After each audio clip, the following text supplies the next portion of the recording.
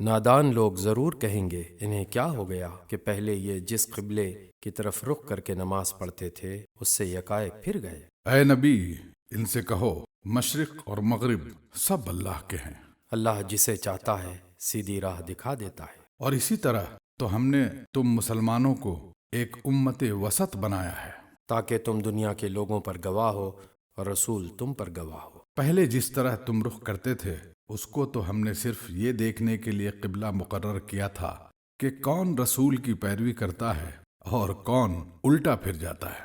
یہ معاملہ تھا تو بڑا سخت، مگر ان لوگوں کے لیے کچھ بھی سخت نہ ثابت ہوا جو اللہ کی ہدایت سے فیض یاب تھے۔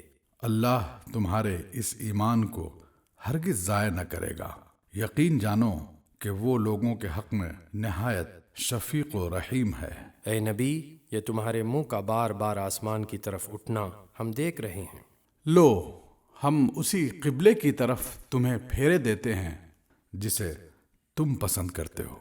مسجد حرام کی طرف رخ پھیر دو، اب جہاں کہیں تم ہو اسی کی طرف منہ کر کے نماز پڑھا کرو۔ یہ لوگ جنہیں کتاب دی گئی تھی خوب جانتے ہیں کہ تحویل قبلہ کا یہ حکم ان کے رب ہی کی طرف سے ہے اور برحق ہے۔ مگر اس کے باوجود جو کچھ یہ کر رہے ہیں اللہ اس سے غافل نہیں ہے۔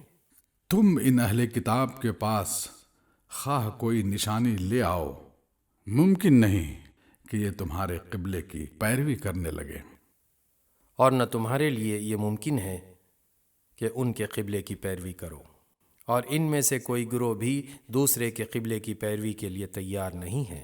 اور اگر تم نے اس علم کے بعد جو تمہارے پاس آ چکا ہے ان کی خواہشات کی پیروی کی تو یقیناً تمہارا شمار ظالموں میں ہوگا۔ جن لوگوں کو ہم نے کتاب دی ہے وہ اس مقام کو جسے قبلہ بنایا گیا ہے ایسا پہچانتے ہیں جیسا اپنی اولاد کو پہچانتے ہیں، مگر ان میں سے ایک گروہ جانتے بوجھتے حق کو چھپا رہا ہے۔ یہ قطعی ایک امر حق ہے تمہارے رب کی طرف سے، لہٰذا اس کے متعلق تم ہرگز کسی شک میں نہ پڑو۔ ہر ایک کے لیے ایک رخ ہے جس کی طرف وہ مڑتا ہے، بس تم بھلائیوں کی طرف سبقت کرو، جہاں بھی تم ہوگے اللہ تمہیں پالے گا۔ اس کی قدرت سے کوئی چیز باہر نہیں۔ تمہارا گزر جس مقام سے بھی ہو وہیں سے اپنا رخ نماز کے وقت مسجد حرام کی طرف پھیر دو، کیونکہ یہ تمہارے رب کا بالکل برحق فیصلہ ہے، اور اللہ تم لوگوں کے اعمال سے بے خبر نہیں ہے۔ اور جہاں سے بھی تمہارا گزر ہو اپنا رخ مسجد حرام ہی کی طرف پھیرا کرو، اور جہاں بھی تم ہو اسی کی طرف منہ کر کے نماز پڑھو، تاکہ لوگوں کو تمہارے خلاف کوئی حجت نہ ملے۔ ہاں، ان میں سے جو ظالم ہیں ان کی زبان کسی حال میں بند نہ ہوگی، تو ان سے تم نہ ڈرو بلکہ مجھ سے ڈرو۔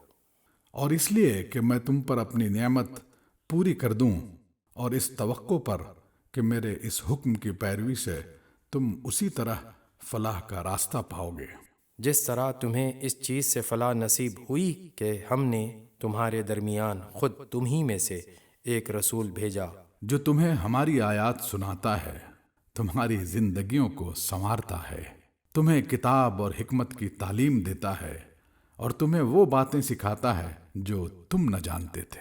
لہٰذا تم مجھے یاد رکھو، میں تمہیں یاد رکھوں گا، اور میرا شکر ادا کرو، کفران نعمت نہ کرو۔ اے لوگو جو ایمان لائے ہو، صبر اور نماز سے مدد لو۔ اللہ صبر کرنے والوں کے ساتھ ہے۔ اور جو لوگ اللہ کی راہ میں مارے جائیں انہیں مردہ نہ کہو، ایسے لوگ تو حقیقت میں زندہ ہیں، مگر تمہیں ان کی زندگی کا شعور نہیں ہوتا۔ اور ہم ضرور تمہیں خوف و خطر، فاقہ کشی، جان و مال کے نقصانات اور آمدنیوں کے گھاٹے میں مبتلا کر کے تمہاری آزمائش کریں گے۔ ان حالات میں جو لوگ صبر کریں اور جب کوئی مصیبت پڑے تو کہیں کہ ہم اللہ ہی کے ہیں اور اللہ ہی کی طرف ہمیں پلٹ کر جانا ہے۔ انہیں خوشخبری دے دو، ان پر ان کے رب کی طرف سے بڑی عنایات ہوں گی، اس کی رحمت ان پر سایہ کرے گی، اور ایسے ہی لوگ راست رو ہیں۔ یقیناً صفا اور مروہ وہ اللہ کی نشانیوں میں سے ہیں۔ لہٰذا جو شخص بیت اللہ کا حج یا عمرہ کرے اس کے لیے کوئی گناہ کی بات نہیں کہ وہ ان دونوں پہاڑیوں کے درمیان سعی کر لے، اور جو برضا و رغبت کوئی بھلائی کا کام کرے گا اللہ کو اس کا علم ہے اور وہ اس کی قدر کرنے والا ہے۔ جو لوگ ہماری نازل کی ہوئی روشن تعلیمات اور ہدایات کو چھپاتے ہیں، درا ہاں لے کے ہم انہیں سب انسانوں کی رہنمائی کے لیے اپنی کتاب میں بیان کر چکے ہیں، یقین جانو کہ اللہ بھی ان پر لعنت کرتا ہے، اور تمام لعنت کرنے والے بھی ان پر لعنت بھیجتے ہیں۔ البتہ جو اس روش سے باز آ جائیں اور اپنے طرز عمل کی اصلاح کر لیں اور جو کچھ چھپاتے تھے اسے بیان کرنے لگیں، ان کو میں معاف کر دوں گا، اور میں بڑا درگزر کرنے والا اور رحم کرنے والا ہوں۔ جن لوگوں نے کفر کا رویہ اختیار کیا اور کفر کی حالت ہی میں جان دی، ان پر اللہ اور فرشتوں اور تمام انسانوں کی لعنت ہے۔ اسی لعنت زدگی کی حالت میں وہ ہمیشہ رہیں گے۔ نہ ان کی سزا میں تخفیف ہوگی اور نہ انہیں پھر کوئی دوسری مہلت دی جائے گی۔ تمہارا خدا ایک ہی خدا ہے، اس رحمان اور رحیم کے سوا کوئی اور خدا نہیں ہے۔ اس حقیقت کو پہچاننے کے لیے اگر کوئی نشانی اور علامت درکار ہے تو جو لوگ عقل سے کام لیتے ہیں ان کے لیے آسمانوں اور زمین کی ساخت میں، رات اور دن کے پیہم ایک دوسرے کے بعد آنے میں، ان کشتیوں میں جو انسان کے نفع کی چیزیں لیے ہوئے دریاؤں اور سمندروں میں چلتی پھرتی ہیں، بارش کے اس پانی میں جسے اللہ اوپر سے برساتا ہے، پھر اس کے ذریعے سے مردہ زمین کو زندگی بخشتا ہے۔ اور اپنے اسی انتظام کی بدولت زمین میں ہر قسم کی جاندار مخلوق کو پھیلاتا ہے، ہواؤں کی گردش میں اور ان بادلوں میں جو آسمان اور زمین کے درمیان تابع فرمان بنا کر رکھے گئے ہیں۔ بے شمار نشانیاں ہیں۔ مگر وحدت خداوندی پر دلالت کرنے والے ان کھلے کھلے آثار کے ہوتے ہوئے بھی کچھ لوگ ہیں جو اللہ کے سوا دوسروں کو اس کا ہمسر اور مد مقابل بناتے ہیں، اور ان کے ایسے گرویدہ ہیں جیسے اللہ کے ساتھ گرویدگی ہونی چاہیے۔ حالانکہ ایمان رکھنے والے لوگ سب سے بڑھ کر اللہ کو محبوب رکھتے ہیں۔ کاش جو کچھ عذاب کو سامنے دیکھ کر انہیں سوجھنے والا ہے وہ آج ہی ان ظالموں کو سوجھ جائے کہ ساری طاقتیں اور سارے اختیارات اللہ ہی کے قبضے میں ہیں۔ اور یہ کہ اللہ سزا دینے میں بھی بہت سخت ہے۔ جب وہ سزا دے گا اس وقت کیفیت یہ ہوگی کہ وہی پیشوا اور رہنما جن کی دنیا میں پیروی کی گئی تھی اپنے پیرووں سے بے تعلقی ظاہر کریں گے، مگر سزا پا کر رہیں گے اور ان کے سارے اسباب و وسائل کا سلسلہ کٹ جائے گا۔ اور وہ لوگ جو دنیا میں ان کی پیروی کرتے تھے کہیں گے کہ کاش ہم کو پھر ایک موقع دیا جاتا تو جس طرح آج یہ ہم سے بیزاری ظاہر کر رہے ہیں ہم ان سے بیزار ہو کر دکھا دیتے۔ یوں اللہ ان لوگوں کے وہ اعمال جو یہ دنیا میں کر رہے ہیں ان کے سامنے اس طرح لائے گا کہ یہ حسرتوں اور پشیمانیوں کے ساتھ ہاتھ ملتے رہیں گے، مگر آگ سے نکلنے کی کوئی راہ نہ پائیں گے۔ لوگو، زمین میں جو حلال اور پاک چیزیں ہیں انہیں کھاؤ اور شیطان کے بتائے ہوئے راستوں پر نہ چلو، وہ تمہارا کھلا دشمن ہے۔ تمہیں بدی اور فحش کا حکم دیتا ہے اور یہ سکھاتا ہے کہ تم اللہ کے نام پر وہ باتیں کہو جن کے متعلق تمہیں علم نہیں ہے کہ وہ اللہ نے فرمائی ہیں۔ ان سے جب کہا جاتا ہے کہ اللہ نے جو احکام نازل کیے ہیں ان کی پیروی کرو تو جواب دیتے ہیں کہ ہم تو اسی طریقے کی پیروی کریں گے جس پر ہم نے اپنے باپ دادا کو پایا ہے۔ اچھا، اگر ان کے باپ دادا نے عقل سے کچھ بھی کام نہ لیا ہو اور راہ راست نہ پائی ہو تو کیا پھر بھی یہ انہی کی پیروی کیے چلے جائیں گے؟ یہ لوگ جنہوں نے خدا کے بتائے ہوئے طریقے پر چلنے سے انکار کر دیا ہے ان کی حالت بالکل ایسی ہے جیسے چرواہا جانوروں کو پکارتا ہے اور وہ ہانک پکار کی صدا کے سوا کچھ نہیں سنتے۔ یہ بہرے ہیں، گونگے ہیں، اندھے ہیں، اس لیے کوئی بات ان کو سمجھ میں نہیں آتی۔ اے لوگو جو ایمان لائے ہو، اگر تم حقیقت میں اللہ ہی کی بندگی کرنے والے ہو تو جو پاک چیزیں ہم نے تمہیں بخشی ہیں انہیں بے تکلف کھاؤ اور اللہ کا شکر ادا کرو۔ اللہ کی طرف سے اگر کوئی پابندی تم پر ہے تو وہ یہ ہے کہ مردار نہ کھاؤ، خون سے اور سور کے گوشت سے پرہیز کرو، اور کوئی ایسی چیز نہ کھاؤ جس پر اللہ کے سوا کسی اور کا نام لیا گیا ہو۔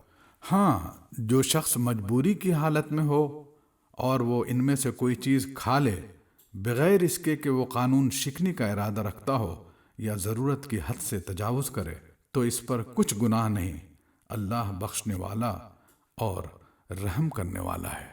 حق یہ ہے کہ جو لوگ ان احکام کو چھپاتے ہیں جو اللہ نے اپنی کتاب میں نازل کیے ہیں اور تھوڑے سے دنیاوی فائدوں پر انہیں بھیٹ چڑھاتے ہیں، وہ دراصل اپنے پیٹ آگ سے بھر رہے ہیں۔ قیامت کے روز اللہ ہرگز ان سے بات نہ کرے گا، نہ انہیں پاکیزہ ٹھہرائے گا، اور ان کے لیے دردناک سزا ہے۔ یہ وہ لوگ ہیں جنہوں نے ہدایت کے بدلے ضلالت خریدی اور مغفرت کے بدلے عذاب مول لے لیا۔ کیسا عجیب ہے ان کا حوصلہ کہ جہنم کا عذاب برداشت کرنے کے لیے تیار ہیں۔ یہ سب کچھ اس وجہ سے ہوا کہ اللہ نے تو ٹھیک ٹھیک حق کے مطابق کتاب نازل کی تھی، مگر جن لوگوں نے کتاب میں اختلافات نکالے وہ اپنے جھگڑوں میں حق سے بہت دور نکل گئے۔ نیکی یہ نہیں ہے کہ تم نے اپنے چہرے مشرق کی طرف کر لیے یا مغرب کی طرف، بلکہ نیکی یہ ہے کہ آدمی اللہ کو اور یوم آخر اور ملائکہ کو اور اللہ کی نازل کی ہوئی کتاب اور اس کے پیغمبروں کو دل سے مانے اور اللہ کی محبت میں اپنا دل پسند مال رشتہ داروں اور یتیموں پر، مسکینوں اور مسافروں پر، مدد کے لیے ہاتھ پھیلانے والوں پر اور غلاموں کی رہائی پر خرچ کرے، نماز قائم کرے اور زکوٰۃ دے۔ اور نیک وہ لوگ ہیں کہ جب عہد کریں تو اسے وفا کریں، اور تنگی و مصیبت کے وقت میں اور حق و باطل کی جنگ میں صبر کریں۔ یہ ہیں راست باز لوگ اور یہی لوگ متقی ہیں۔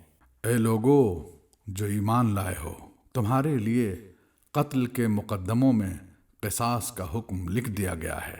آزاد آدمی نے قتل کیا ہو تو اس آزاد ہی سے بدلہ لیا جائے، غلام قاتل ہو تو وہ غلام ہی قتل کیا جائے، اور عورت اس جرم کی مرتکب ہو تو اس عورت ہی سے قصاص لیا جائے۔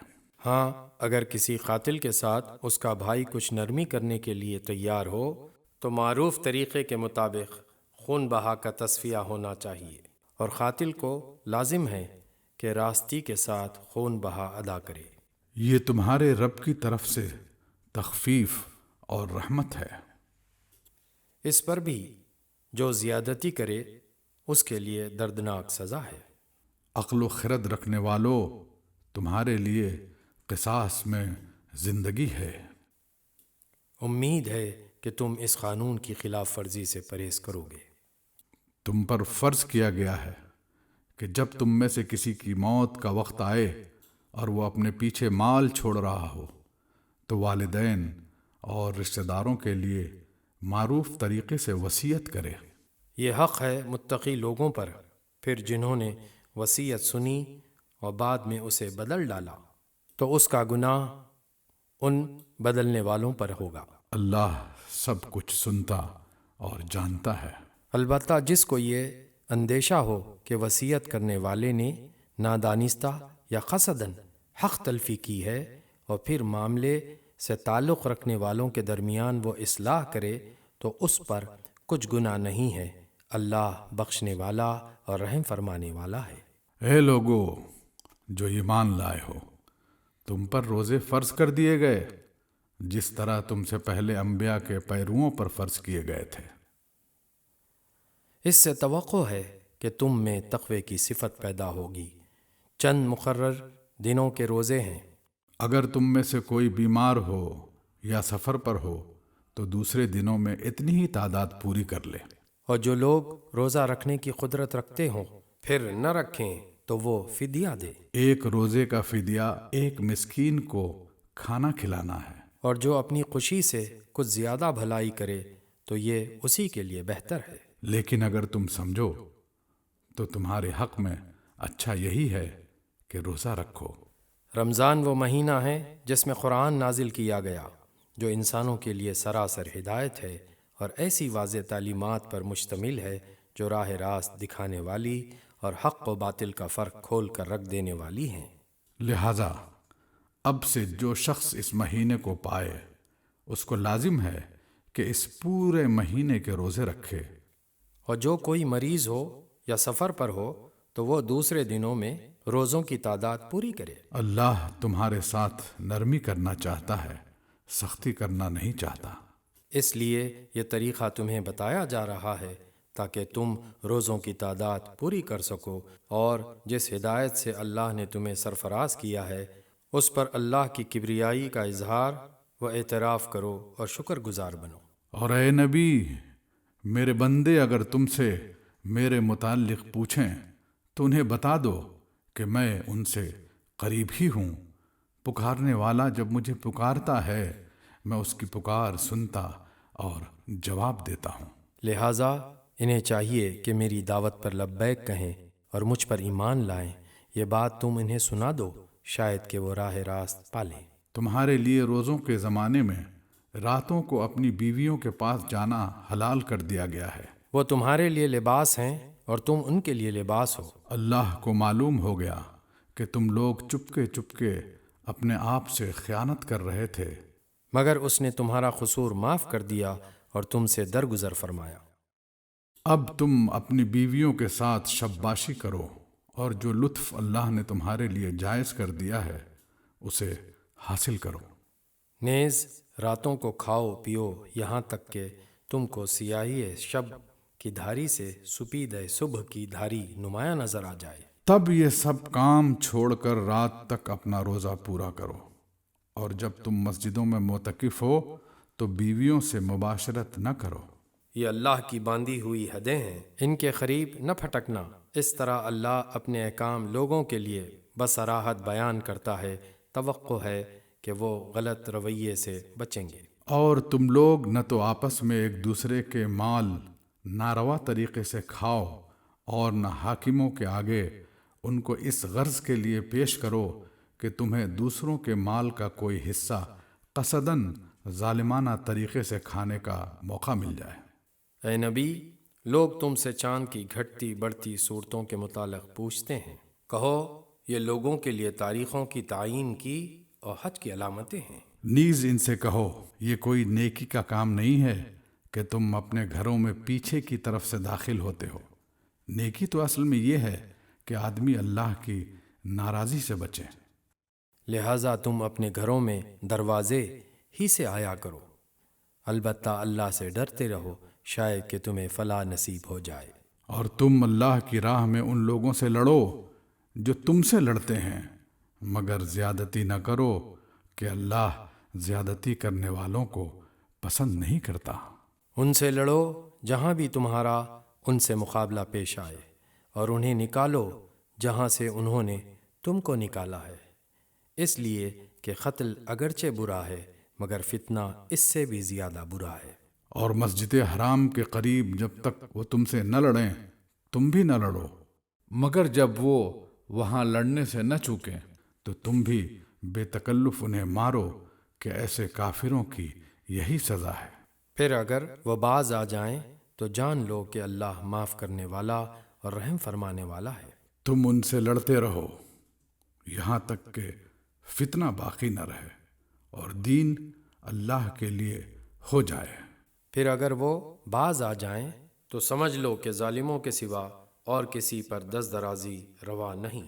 ماہ حرام کا بدلہ ماہ حرام ہی ہے، اور تمام حرمتوں کا لحاظ برابری کے ساتھ ہوگا۔ لہٰذا جو تم پر دست درازی کرے تم بھی اسی طرح اس پر دست درازی کرو۔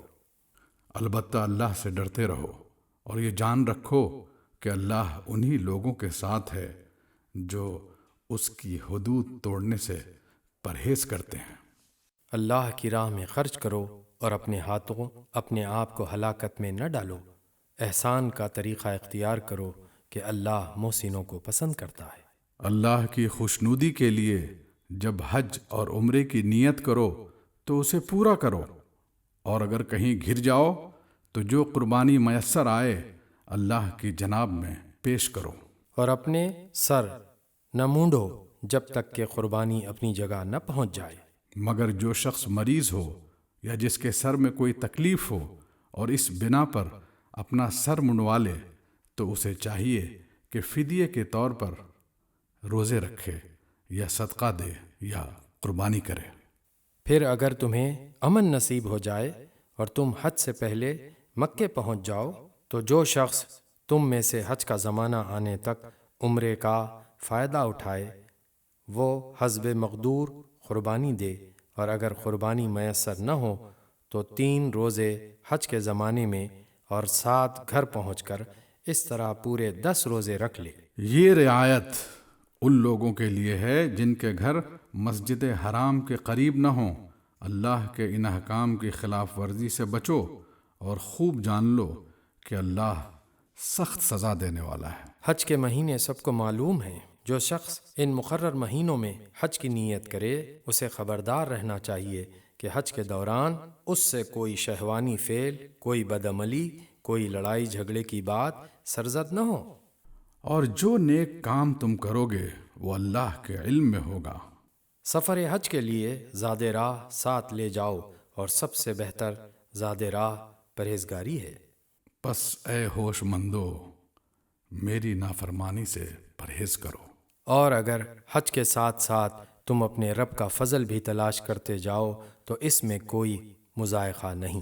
پھر جب عرفات سے چلو تو مشعر حرام مزدلفہ کے پاس ٹھہر کر اللہ کو یاد کرو، اور اس طرح یاد کرو جس کی ہدایت اس نے تمہیں کی ہے، ورنہ اس سے پہلے تو تم لوگ بھٹکے ہوئے تھے۔ پھر جہاں سے اور سب لوگ پلٹتے ہیں وہیں سے تم بھی پلٹو اور اللہ سے معافی چاہو، یقیناً وہ معاف کرنے والا اور رحم فرمانے والا ہے۔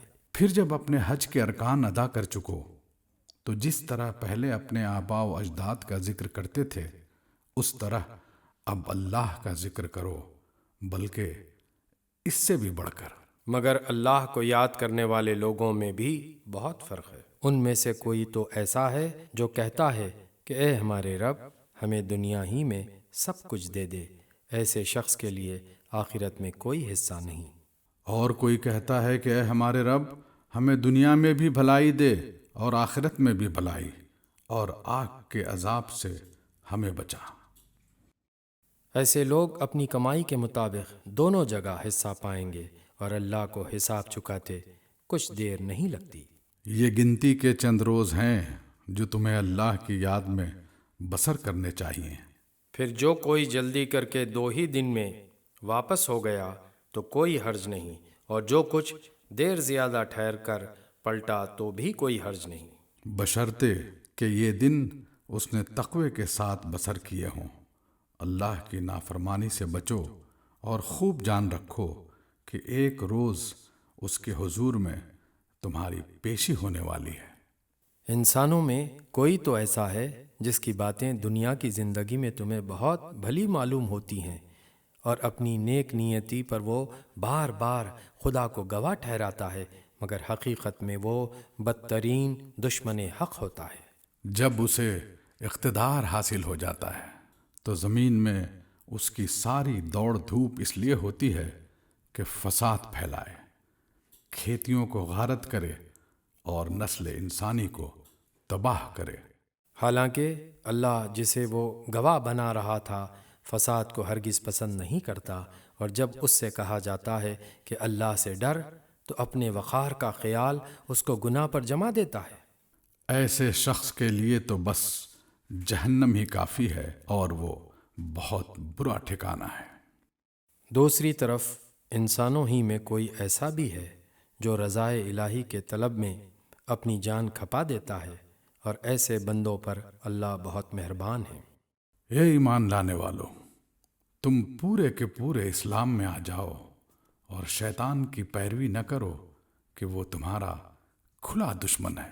جو صاف صاف ہدایات تمہارے پاس آ چکی ہیں، اگر ان کو پا لینے کے بعد پھر تم نے لغزش کھائی تو خوب جان رکھو کہ اللہ سب پر غالب اور حکیم و دانا ہے۔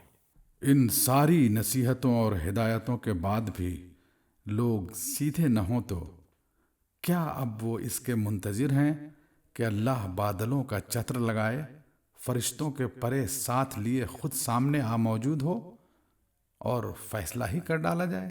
آخرکار سارے معاملات پیش تو اللہ ہی کے حضور ہونے والے ہیں۔ بنی اسرائیل سے پوچھو کیسی کھلی کھلی نشانیاں ہم نے انہیں دکھائی ہیں، اور پھر یہ بھی انہی سے پوچھ لو کہ اللہ کے نعمت پانے کے بعد جو قوم اس کو شقاوت سے بدلتی ہے اسے اللہ کیسی سخت سزا دیتا ہے۔ جن لوگوں نے کفر کی راہ اختیار کی ہے ان کے لیے دنیا کی زندگی بڑی محبوب و دل پسند بنا دی گئی ہے۔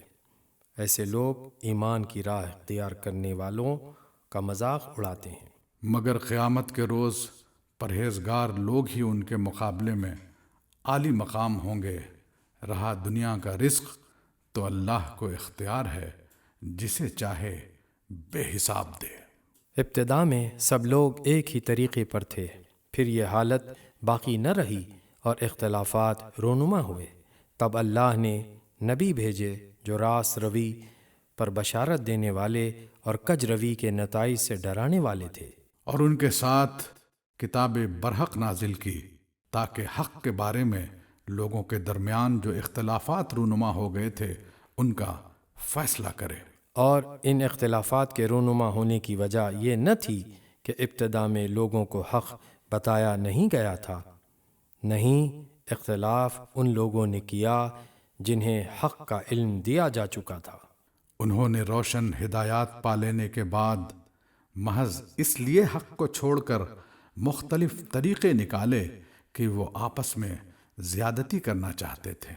پس جو لوگ انبیاء پر ایمان لے آئے انہیں اللہ نے اپنے اذن سے اس حق کا راستہ دکھا دیا جس میں لوگوں نے اختلاف کیا تھا۔ اللہ جسے چاہتا ہے راہ راست دکھا دیتا ہے۔ پھر کیا تم لوگوں نے یہ سمجھ رکھا ہے کہ یوں ہی جنت کا داخلہ تمہیں مل جائے گا، حالانکہ ابھی تم پر وہ سب کچھ نہیں گزرا ہے جو تم سے پہلے ایمان لانے والوں پر گزر چکا ہے۔ ان پر سختیاں گزریں، مصیبتیں آئیں، ہلا مارے گئے، حتیٰ کہ وقت کا رسول اور اس کے ساتھی اہل ایمان چیخ اٹھے کہ اللہ کی مدد کب آئے گی۔ اس وقت انہیں تسلی دی گئی، ہاں، اللہ کی مدد قریب ہے۔ لوگ پوچھتے ہیں ہم کیا خرچ کریں؟ جواب دو کہ جو مال بھی تم خرچ کرو اپنے والدین پر، رشتہ داروں پر، یتیموں اور مسکینوں اور مسافروں پر خرچ کرو، اور جو بھلائی بھی تم کرو گے اللہ اس سے باخبر ہوگا۔ تمہیں جنگ کا حکم دیا گیا ہے اور وہ تمہیں ناگوار ہے۔ ہو سکتا ہے کہ ایک چیز تمہیں ناگوار ہو اور وہی تمہارے لیے بہتر ہو، اور ہو سکتا ہے کہ ایک چیز تمہیں پسند ہو اور وہی تمہارے لیے بری ہو۔ اللہ جانتا ہے، تم نہیں جانتے۔ لوگ پوچھتے ہیں ماہ حرام میں لڑنا کیسا ہے؟ کہو اس میں لڑنا بہت برا ہے، مگر راہ خدا سے لوگوں کو روکنا اور اللہ سے کفر کرنا اور مسجد حرام کا راستہ خدا پرستوں پر بند کرنا اور حرم کے رہنے والوں کو وہاں سے نکالنا اللہ کے نزدیک اس سے بھی زیادہ برا ہے، اور فتنہ خونریزی سے شدید تر ہے۔ وہ تو تم سے لڑے ہی جائیں گے، حتیٰ کہ ان کا بس چلے تو تمہارے دین سے تم کو پھیر لے جائیں۔ اور یہ خوب سمجھ لو کہ تم میں سے جو کوئی اپنے دین سے پھرے گا اور کفر کی حالت میں جان دے گا، اس کے اعمال دنیا اور آخرت دونوں میں ضائع ہو جائیں گے۔ ایسے سب لوگ جہنمی ہیں اور ہمیشہ جہنم ہی میں رہیں گے۔ بخلاف اس کے جو لوگ ایمان لائے ہیں اور جنہوں نے خدا کی راہ میں اپنا گھر بار چھوڑا اور جہاد کیا ہے، وہ رحمت الہی کے جائز امیدوار ہیں، اور اللہ ان کی لغزشوں کو معاف کرنے والا اور اپنی رحمت سے انہیں نوازنے والا ہے۔ پوچھتے ہیں شراب اور جوئے کا کیا حکم ہے؟ کہو ان دونوں چیزوں میں بڑی خرابی ہے، اگرچہ ان میں لوگوں کے لیے کچھ منافع بھی ہیں، مگر ان کا گناہ ان کے فائدے سے بہت زیادہ ہے۔ پوچھتے ہیں ہم راہ خدا میں کیا خرچ کریں؟ کہو جو کچھ تمہاری ضرورت سے زیادہ ہو، اس طرح اللہ تمہارے لیے صاف صاف احکام بیان کرتا ہے، شاید کہ تم دنیا اور آخرت دونوں کی فکر کرو۔ پوچھتے ہیں یتیموں کے ساتھ کیا معاملہ کیا جائے؟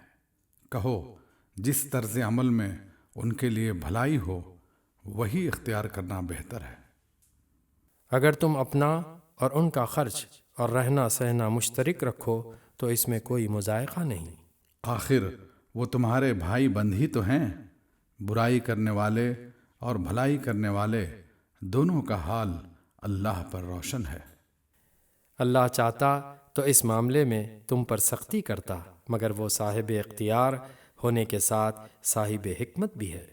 تم مشرک عورتوں سے ہرگز نکاح نہ کرنا جب تک کہ وہ ایمان نہ لے آئیں۔ ایک مومن لونڈی مشرک شریف زادی سے بہتر ہے، اگرچہ وہ تمہیں بہت پسند ہو۔ اور اپنی عورتوں کے نکاح مشرک مردوں سے کبھی نہ کرنا جب تک وہ ایمان نہ لے آئیں۔ ایک مومن غلام مشرک شریف سے بہتر ہے، اگرچہ وہ تمہیں بہت پسند ہو۔ یہ لوگ تمہیں آگ کی طرف بلاتے ہیں اور اللہ اپنے اذن سے تم کو جنت اور مغفرت کی طرف بلاتا ہے۔ اور وہ اپنے احکام واضح طور پر لوگوں کے سامنے بیان کرتا ہے۔ توقع ہے کہ وہ سبق لیں گے اور نصیحت قبول کریں گے۔ پوچھتے ہیں حیض کا کیا حکم ہے؟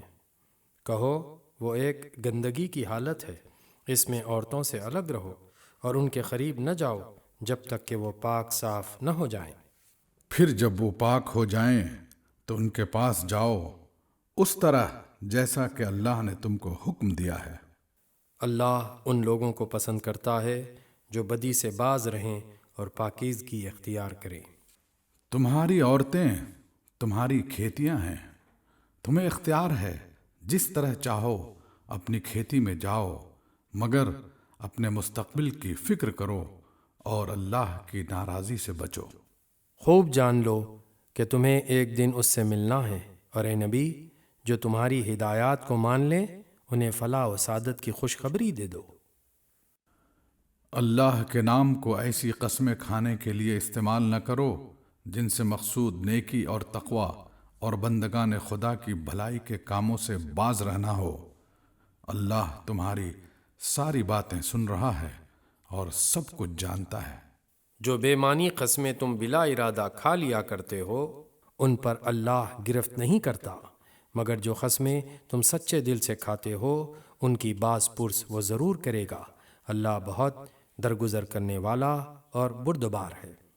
جو لوگ اپنی عورتوں سے تعلق نہ رکھنے کی قسم کھا بیٹھتے ہیں ان کے لیے 4 مہینے کی مہلت ہے۔ اگر انہوں نے رجوع کر لیا تو اللہ معاف کرنے والا اور رحیم ہے۔ اور اگر انہوں نے طلاق ہی کی ٹھان لی ہو تو جانے رہیں کہ اللہ سب کچھ سنتا اور جانتا ہے۔ جن عورتوں کو طلاق دی گئی ہو وہ 3 مرتبہ ایام ماہواری آنے تک اپنے آپ کو روکے رکھیں، اور ان کے لیے یہ جائز نہیں ہے کہ اللہ نے ان کے رحم میں جو کچھ خلق فرمایا ہو اسے چھپائیں۔ انہیں ہرگز ایسا نہ کرنا چاہیے اگر وہ اللہ اور روز آخر پر ایمان رکھتی ہیں۔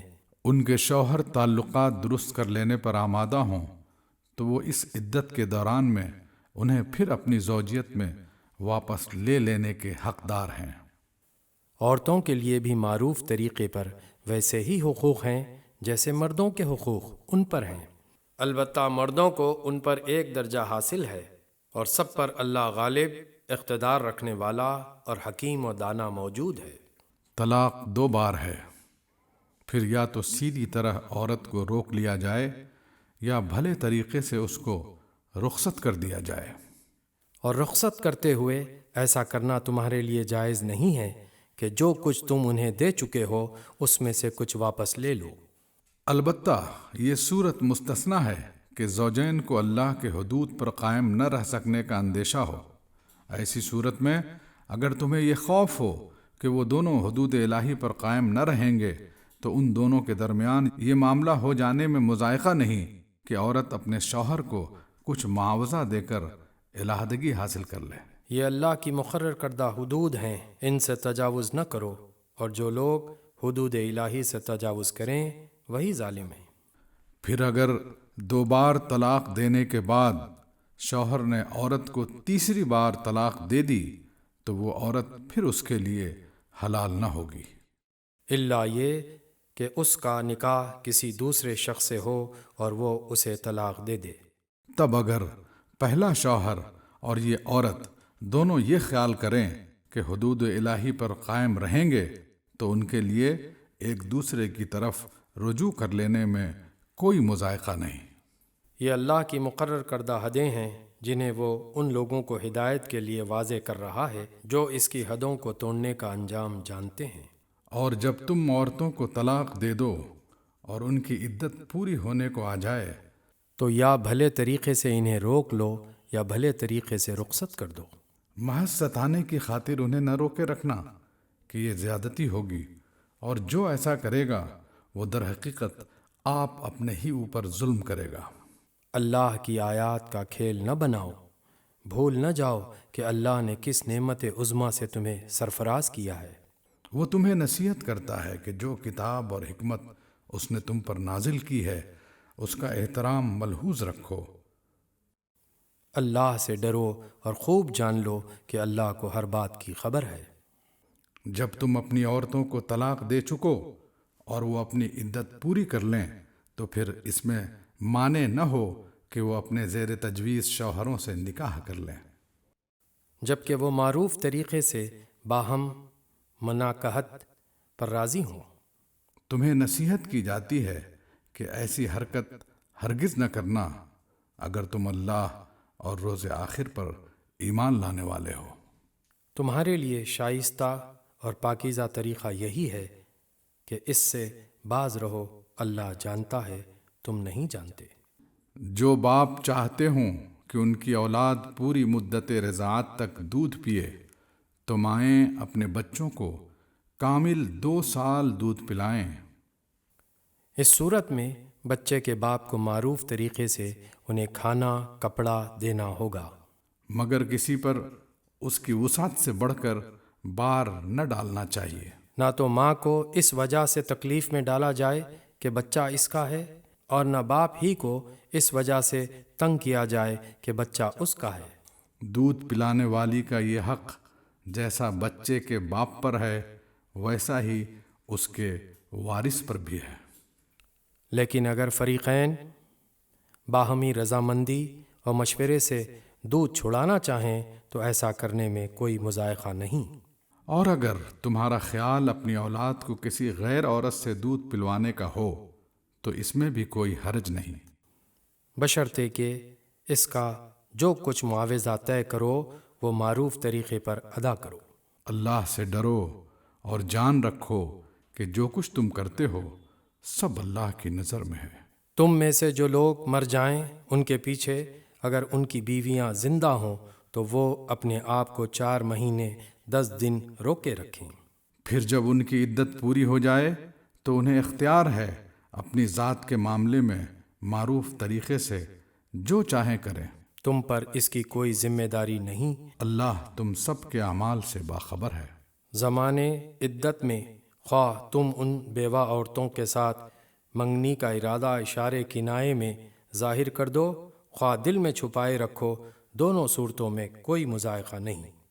اللہ جانتا ہے کہ ان کا خیال تو تمہارے دل میں آئے گا ہی، مگر دیکھو خفیہ عہد و پیمان نہ کرنا، اگر کوئی بات کرنی ہے تو معروف طریقے سے کرو، اور عقد نکاح باندھنے کا فیصلہ اس وقت تک نہ کرو جب تک کہ عدت پوری نہ ہو جائے۔ خوب سمجھ لو کہ اللہ تمہارے دلوں کا حال تک جانتا ہے، لہٰذا اس سے ڈرو، اور یہ بھی جان لو کہ اللہ بردبار ہے، چھوٹی چھوٹی باتوں سے درگزر فرماتا ہے۔ تم پر کچھ گناہ نہیں اگر اپنی عورتوں کو طلاق دے دو قبل اس کے کہ ہاتھ لگانے کی نوبت آئے یا مہر مقرر ہو۔ اس صورت میں انہیں کچھ نہ کچھ دینا ضرور چاہیے۔ خوشحال آدمی اپنی مقدرت کے مطابق اور غریب آدمی اپنی مقدرت کے مطابق معروف طریقے سے دے۔ یہ حق ہے نیک آدمیوں پر، اور اگر تم نے ہاتھ لگانے سے پہلے طلاق دی ہو لیکن مہر مقرر کیا جا چکا ہو تو اس صورت میں نصف مہر دینا ہوگا۔ یہ اور بات ہے کہ عورت نرمی برتے اور مہر نہ لے، یا وہ مرد جس کے اختیار میں عقد نکاح ہے نرمی سے کام لے اور پورا مہر دے دے۔ اور تم یعنی مرد نرمی سے کام لو تو یہ تقوی سے زیادہ مناسبت رکھتا ہے۔ آپس کے معاملات میں فیاضی کو نہ بھولو، تمہارے اعمال کو اللہ دیکھ رہا ہے۔ اپنی نمازوں کی نگہداشت رکھو، خصوصاً ایسی نماز کی جو محاسن صلاۃ کی جامع ہو۔ اللہ کے آگے اس طرح کھڑے ہو جیسے فرما بردار غلام کھڑے ہوتے ہیں۔ بدامنی کی حالت ہو تو خواہ پیدل ہو خواہ سوار، جس طرح ممکن ہو نماز پڑھو۔ اور جب امن میسر آ جائے تو اللہ کو اس طریقے سے یاد کرو جو اس نے تمہیں سکھا دیا ہے، جس سے تم پہلے نا واقف تھے۔ تم میں سے جو لوگ وفات پائیں اور پیچھے بیویاں چھوڑ رہے ہوں، ان کو چاہیے کہ اپنی بیویوں کے حق میں یہ وصیت کر جائیں کہ 1 سال تک ان کو نان و نفقہ دیا جائے اور وہ گھر سے نہ نکالی جائیں۔ پھر اگر وہ خود نکل جائیں تو اپنی ذات کے معاملے میں معروف طریقے سے وہ جو کچھ بھی کریں، اس کی کوئی ذمہ داری تم پر نہیں ہے۔ اللہ سب پر غالب، اقتدار رکھنے والا اور حکیم و دانا ہے۔ اسی طرح جن عورتوں کو طلاق دی گئی ہو انہیں بھی مناسب طور پر کچھ نہ کچھ دے کر رخصت کیا جائے، یہ حق ہے متقی لوگوں پر۔ اس طرح اللہ اپنے احکام تمہیں صاف صاف بتاتا ہے، امید ہے کہ تم سمجھ بوجھ کر کام کرو گے۔ تم نے ان لوگوں کے حال پر بھی کچھ غور کیا جو موت کے ڈر سے اپنے گھر بار چھوڑ کر نکلے تھے اور ہزاروں کی تعداد میں تھے؟ اللہ نے ان سے فرمایا مر جاؤ، پھر اس نے ان کو دوبارہ زندگی بخشی۔ حقیقت یہ ہے کہ اللہ انسان پر بڑا فضل فرمانے والا ہے، مگر اکثر لوگ شکر ادا نہیں کرتے۔ مسلمانوں، اللہ کی راہ میں جنگ کرو اور خوب جان رکھو کہ اللہ سننے والا اور جاننے والا ہے۔ تم میں کون ہے جو اللہ کو قرض حسن دے تاکہ اللہ اسے کئی گنا بڑھا چڑھا کر واپس کرے؟ گھٹانا بھی اللہ کے اختیار میں ہے اور بڑھانا بھی، اور اسی کی طرف تمہیں پلٹ کر جانا ہے۔ پھر تم نے اس معاملے پر بھی غور کیا جو موسیٰ کے بعد سرداران بنی اسرائیل کو پیش آیا تھا؟ انہوں نے اپنے نبی سے کہا، ہمارے لیے ایک بادشاہ مقرر کر دو تاکہ ہم اللہ کی راہ میں جنگ کریں۔ نبی نے پوچھا، کہیں ایسا تو نہ ہوگا کہ تم کو لڑائی کا حکم دیا جائے اور پھر تم نہ لڑو؟ وہ کہنے لگے، بھلا یہ کیسے ہو سکتا ہے کہ ہم راہ خدا میں نہ لڑیں جبکہ ہمیں اپنے گھروں سے نکال دیا گیا ہے اور ہمارے بال بچے ہم سے جدا کر دیے گئے ہیں؟ مگر جب ان کو جنگ کا حکم دیا گیا تو ایک قلیل تعداد کے سوا وہ سب پیٹ موڑ گئے، اور اللہ ان میں سے ایک ایک ظالم کو جانتا ہے۔